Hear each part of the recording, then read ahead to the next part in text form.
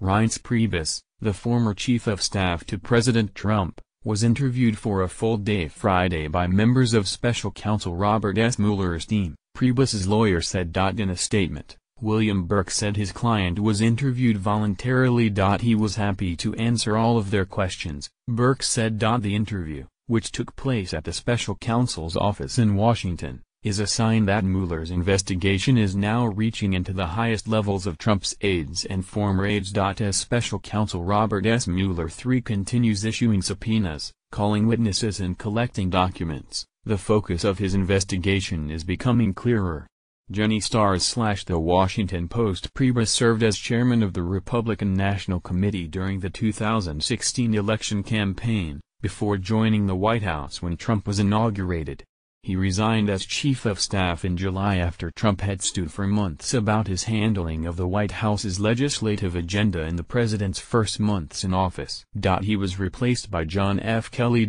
Mueller's team has also indicated an interest in interviewing a series of other current and former White House aides, including White House counsel Don McGahn and Director of Communications Hope Hicks. Mueller has also requested White House documents about a series of topics, including Trump's firing of FBI Director James Comey and interactions with Michael Flynn, the former national security advisor who was fired over December conversations with then Russian Ambassador Sergei Kislyak. During his 6 months as Trump's top gatekeeper, Priebus oversaw a White House that was at times chaotic and freewheeling.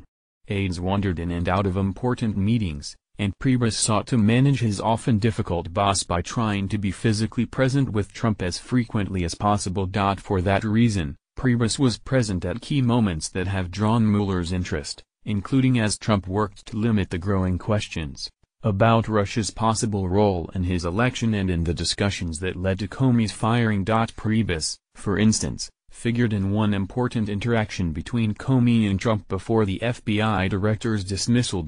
President Trump is calling it a witch hunt, lawmakers are applauding it, and the Justice Department says it's in the public interest. But what can the newly appointed special prosecutor really do, and can he still be fired? Here are 4 things to know.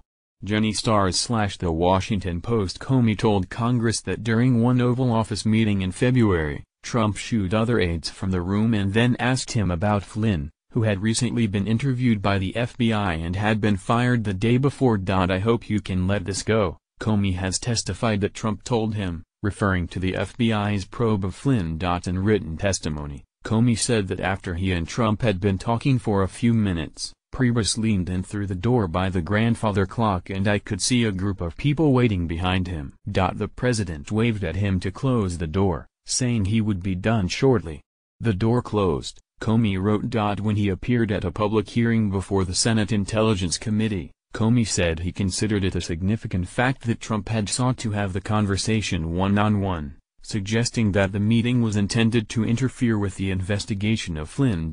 Why would you kick the Attorney General, the President, the Chief of Staff out to talk to me if it was about something else? He asked. While Trump has repeatedly blasted Mueller's probe, White House lawyers have been eager to show they are cooperating with the special counsel's requests.